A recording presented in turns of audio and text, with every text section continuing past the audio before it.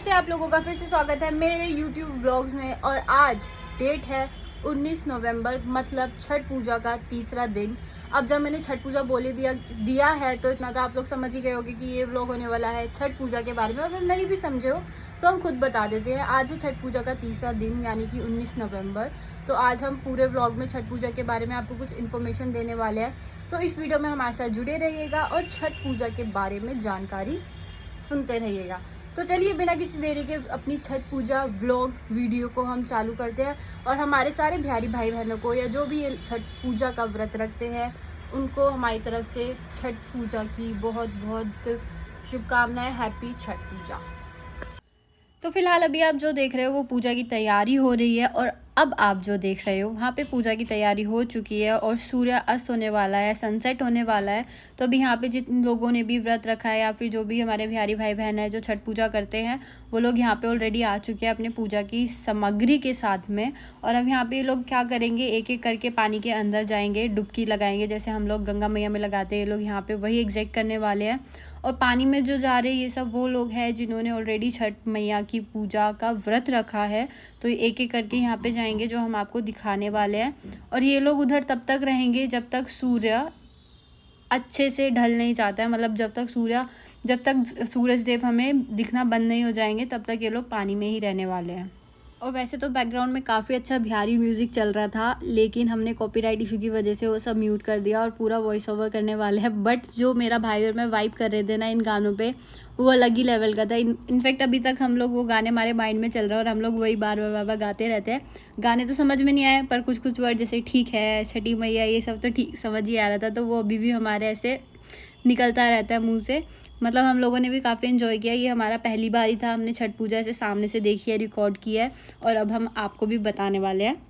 तो सबसे पहले जो ये छठ पूजा है साल में 2 बार मनाई जाती है। और छठ पूजा को मनाने का रीज़न क्या है, वो ये है कि ये सभी छठ व्रत जो रखते हैं, छठी मैया की पूजा करते हैं, सूर्य देव को अर्घ देते हैं, ये सब इसलिए है ताकि उनकी फैमिली खुश रहे, उनकी जो भी विशेज़ हैं वो पूरी हो जाए। इसलिए लोग पानी में खड़े रहकर छठी मैया की पूजा करते हैं। और छठ मनाने का जो पीछे का रीज़न है, इसके पीछे भी काफ़ी सारी कहानियाँ हैं, जिसके अंदर सबसे पहली कहानी जो है वो है माँ सीता की। जब राम जी और सीता जी और लक्ष्मण जी वनवास काट के अयोध्या वापस लौटे थे और रावण का वध करके आए थे, तो माँ सीता चाहते थे कि वो रावण के वध जो रावण को मारा गया था उसका पाप से वो मुक्त हो जाए। इसके लिए वो पूजा करना चाहते थे। तो उनको ऋषि मुनियों ने सजेस्ट किया था, उनको ये बोला था कि आप सूर्य देव की पूजा करिए। तो माँ सीता उनके 6 दिन तक माँ सीता ने उनकी पूजा की और फिर उनको सूर्य देव से आशीर्वाद मिला, तो वो पाप मुक्त हो गई थी। तो एक ये रीज़न है छठी मैया की पूजा करने का। और दूसरा रीज़न है सूर्यपुत्र कर्ण। अगर आपने कर्ण की कहानी सुनी हुई है, नहीं भी सुनी तो हम सुनाते हैं। जो कर्ण है वो सूर्य देवता के सबसे बड़े भक्त थे। वो रोज़ हमेशा सूर्य देव को अर्घ देते थे, उनकी पूजा करते थे, घंटों घंटों पानी में खड़े होकर उन्हें अर्घ देना, उनकी पूजा करना, जिसकी वजह से उनको आशीर्वाद मिले हुए थे। उनको एक पीछे गार्ड रहता था हमेशा सूर्य देव की साइड से, कि वो हमेशा उनको प्रोटेक्ट करते थे। तो लोगों का मानना यही था कि सूर्यपुत्र कर्ण इतने शक्तिशाली थे, इतने अच्छे योद्धा थे, इसीलिए क्योंकि उनके ऊपर सूर्य का आशीर्वाद था। तो एक ये भी रीज़न है छठ पूजा में सूर्य देवता की पूजा करने का। इसमें एक और तीसरा रीज़न है जो है द्रौपदी का, वो भी हम आपको एक्सप्लेन करते हैं, और ये प्लीज़ ध्यान से सुनिएगा। तो जब पांडव जो है जुए के दौरान अपना सारा राजपाट, जो भी उनका किंगडम था, जो भी उनके पास जो भी था, वो सब हार गए थे। तो द्रौपदी जी ने पांडवों के लिए जो भी उनका राजपाट था वो वापस मिल जाए, उसके लिए छठ के दौरान, जब छठ चल रही थी, उन्होंने सूर्य भगवान की पूजा की थी। और काफ़ी मतलब दिल से पूजा जैसे बोलते हैं वैसे उन्होंने किया था, एकदम कठिन तरीके से। तो उनको भी सूर्य देव का आशीर्वाद प्राप्त हुआ और छठ मैया का आशीर्वाद प्राप्त हुआ, जिससे उनका जो भी राजपाट था उनको वापस मिल गया। तो एक ये भी रीज़न है कि छठ पूजा बनाई जाती है और छठ पूजा में सूर्य देव को अर्घ दिया जाता है, क्योंकि छठ पूजा और सूर्य देव को भाई बहन बताया जाता है। और ये क्यों बताया जाता है आगे हम आपको ये भी, लेकिन उससे पहले एक और इंटरेस्टिंग कहानी है जो आपको बिल्कुल सुननी चाहिए, जो इस तरीके से है कि काफ़ी सालों पहले, काफ़ी टाइम पहले एक प्रियव्रत नाम का राजा था, जिसका कोई भी पुत्र या पुत्री नहीं थे, और वो दिल से चाहता था कि उसके घर में भी बच्चे हो। और उसने वो हर कोशिश की, लेकिन उसकी हर कोशिश में वो मतलब जीत नहीं पा रहा था, उसको कोई संतान हो ही नहीं पा रही थी। तो महर्षि कश्यप ने उनको सजेस्ट किया कि वो एक पुत्रयष्टि यज्ञ रखे। तो वो यज्ञ करने के बाद उनको एक बेटा हुआ तो सही, लेकिन जैसे उन्होंने उसको छुआ तो वो मरा हुआ था, उसकी सांसें नहीं चल रही थी। तो ये सुन के जितने भी गांव वाले थे वो काफ़ी ज़्यादा परेशान हो गए थे। और जैसे ही राजा अपने वो छोटे से बच्चे को लेकर दफनाने के लिए गए, तो जैसे ही वो राजा उस बच्चे को दफना रहे थे, वैसे ही आसमान में एक ऐसा स्पार्कलिंग सा कुछ दिखा, जिसमें से एक देवी नीचे धरती पर आई और उन्होंने मतलब ऐसा अपने आप को इंट्रोड्यूस किया, मतलब अपने आप के बारे में बताया कि मेरा नाम छठी मैया है और मैं इस विश्व के अंदर, इस वर्ल्ड के अंदर, दुनिया के अंदर जितने भी बच्चे हैं उनकी रक्षा करती हूँ। और ऐसा बोल के उन्होंने जो राजा का पुत्र था उसको हाथ लगाया और वो जो उनका बेटा था वो जिंदा हो गया, उसकी सांसें चलने लग गई। तो तभी से ही उस राजा ने अपने पूरे शहर में, अपने नगर में ऐसा ऐलान करवा दिया था कि आज से छठी मैया की पूजा की जाएगी। तो इसके पीछे का एक ये भी कारण है कि जिनको बच्चे नहीं होते हैं या जो बच्चे चाहते हैं पर हो नहीं पा रहे हैं, वो अगर ये छठी मैया का व्रत रखेंगे तो उनके घर में भी संतान, बच्चे ज़रूर आएंगे। तो एक ये भी रीज़न है छठी मैया की पूजा करने के लिए। तो अब दूसरा क्वेश्चन ये आता है कि छठी मैया है कौन। तो छठी मैया ब्रह्मा जी की पुत्री हैं और सूर्यदेव की बहन है। क्योंकि सूर्यदेव की बहन है तो सूर्यदेव और छठी मैया दोनों की पूजा एक ही साथ की जाती है। या ऐसा भी बोल सकते हैं कि छठ के पर्व पर सूर्यदेव की पूजा की जाती है, क्योंकि छठी मैया को जो है उनको संतान प्राप्ति की देवी बोला जाता है और सूर्य भगवान को बोला जाता है शरीर के मालिक, जो हमारी बॉडी की रक्षा करते हैं, जो हमारे शरीर की रक्षा करते हैं। तो ये थी छठी मैया की कहानी। और अब आप ऑलरेडी यहाँ पे देख सकते हो कि कितने सारे लोग पानी में उतर चुके हैं। और जैसा कि आप वहाँ पे वो आंटी को देख रहे हो जिसको दंडवत प्रणाम करना बोलते हैं, वो काफ़ी दूर से ऐसे ही करते करते हुए आ रही हैं और वो ऐसे ही पानी में जाने वाली है। कितना डिफ़िकल्ट होगा उनके लिए पूरे रास्ते में ऐसा कवर करते हुए आना। तो उनकी भी कोई विश होगी जिसकी वजह से वो ऐसे करते हुए आ रहे हैं। रास्ते में भी हमें काफ़ी सारे लोग ऐसे दिखे थे जो पूरा ऐसे दंडवत प्रणाम करते हुए छठ पूजा के लिए आ रहे थे। आप यहाँ पे देख सकते हो पीछे अंकल लिटरली इतना ज़्यादा काँप रहे थे ना, ठंडे पानी में खड़े हुए थे।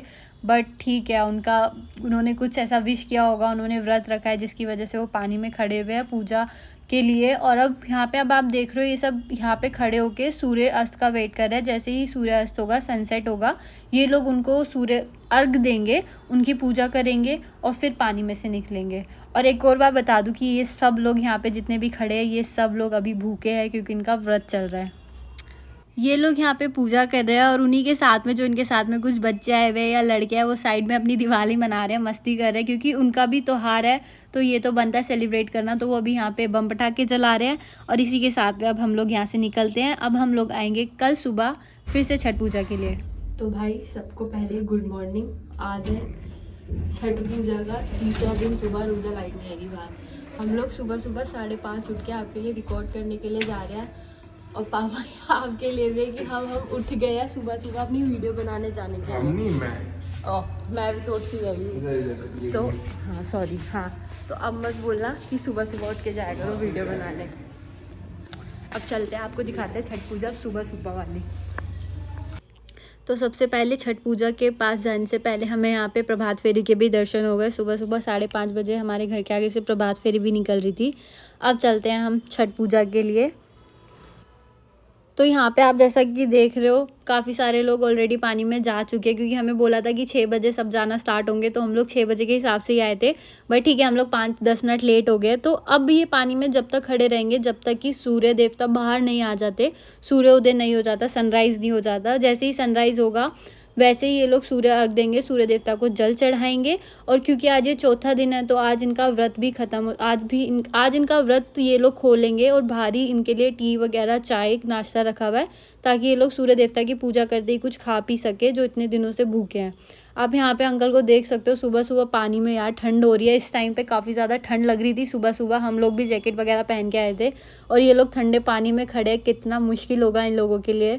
तो आई रियली विश कि ये जो भी इन्होंने विशेज़ मांगी है वो पूरी हो जाए यार, क्योंकि काफ़ी मेहनत करते हैं यार ये लोग इन सब चीज़ों के लिए। तो काफ़ी अच्छा लग रहा था देख के। और इनको देख के भाई बोला, इनको देख के मेरे को भी ठंड लग रही है। तो ऑब्वियसली बात है, अब आप देख ही सकते हो कि वो लोग कैसे काँप रहे हैं। तो अब बढ़ते हैं आगे। तो यहाँ पे जितने भी लोग पानी में खड़े हैं ये सब ने छठ मैया का व्रत रखा है, जो कि 36 घंटे तक रखते हैं। 3 दिन तक ये भूखे रहते हैं।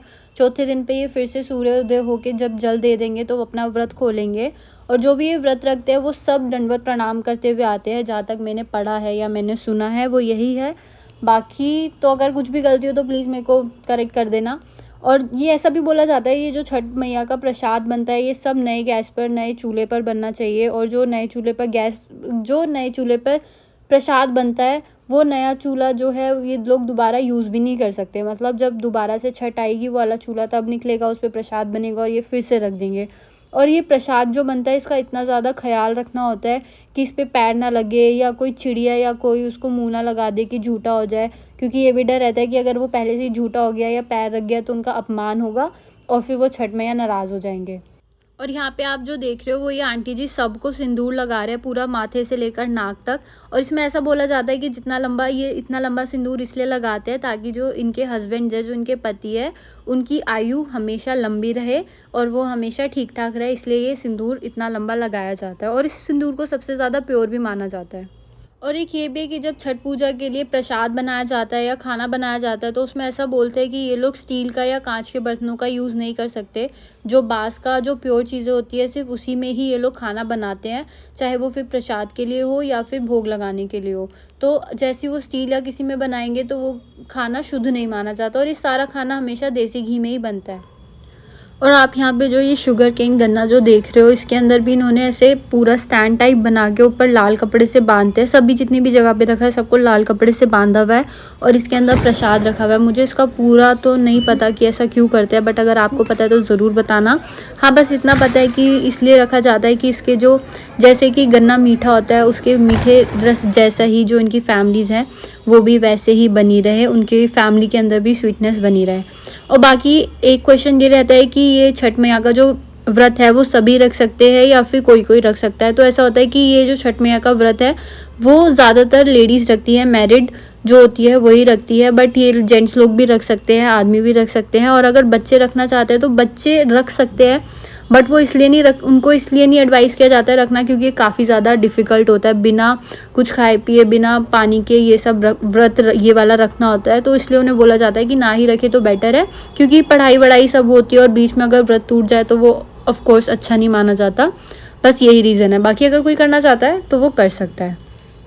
तो बस अभी यहाँ पे सब धीरे धीरे करके जितने भी और लोग हैं धीरे धीरे करके पानी में जा रहे हैं, डुबकी लगा रहे हैं। और फिर जब तक सूर्योदय नहीं होता तब तक ये लोग पानी में रहने वाले हैं, उनका वेट करेंगे सूर्योदय होने का, फिर उन्हें जल चढ़ाएंगे, फिर कुछ खा पी के इनका व्रत यहीं पर ही पूरा हो जाएगा। इनका जो व्रत है, इनकी मनोकामनाएं है जिसके लिए उन्होंने व्रत रखा है वो यहाँ पे पूरा कंप्लीट हो जाएगा। तो बस अब हम भी यहाँ से निकल रहे हैं, घर जाते हैं। आई होप कि आपको ये पूरी स्टोरी पसंद आई हो, जो भी इन्फॉर्मेशन दी। अगर इसमें कुछ भी गलत हो तो प्लीज़ मेरे को करेक्ट कर देना, और कुछ भी इन्फॉर्मेशन है तो वो भी ज़रूर बताना ताकि मेरे साथ साथ वो और लोग भी देख पाए। तो चलिए अब चलते हैं अपने घर की ओर। तो भाई हमारे पेशेंस थोड़े से ख़त्म हो गए थे, उन लोगों का व्रत था लेकिन हमारे को भूख लगना चालू हो गई थी सुबह सुबह और वो भी 1 घंटा और खड़े रहने वाले थे। तो हम आगे अभी घर पे निकल रहे हैं। बाकी आपको सारी स्टोरी हम लोग सुनाएंगे वीडियो के साथ साथ। ठीक है, ओके, बाय बाय। बोला कुछ? बाय बाय, गुड नाइट दोबारा से। गुड मॉर्निंग के बाद यार लोग सुबह सुबह बहुत जल्दी जाके काम पे जा रहे हैं यार। यहाँ सोचो, नहा धोकर फिर काम पे जा रहे हैं यार। Dedication level salute. तो चलो बाय बाय। तो आई होप कि आपको ये इन्फॉर्मेशन पसंद आई हो और इसमें जो भी हमने इन्फॉर्मेशन दी है वो सही हो, क्योंकि इतना तो मेरे को भी मालूम नहीं है छठ पूजा के बारे में। कुछ लोगों से सुन के, कुछ गूगल पे पढ़ के, यूट्यूब करके ही मैंने भी यहाँ पे सारी इन्फॉर्मेशन डाली है। और जितना मुझसे हो पाया मैंने उतना ट्राई किया कि मैं आप लोगों को छठ पूजा के बारे में बता दूँ। और फिर भी अगर कोई भी गलती हुई हो या कुछ भी मिस्टेक हुई हो तो प्लीज़ कमेंट करके उस मिस्टेक को करेक्ट करना मत भूलना। बाकी अगर आपको ये वीडियो पसंद आई हो तो इसको लाइक, कमेंट, शेयर, सब्सक्राइब करना मत भूलना। और ये वीडियो देखने के लिए आपका बहुत बहुत धन्यवाद, शुक्रिया, थैंक यू, राधे राधे।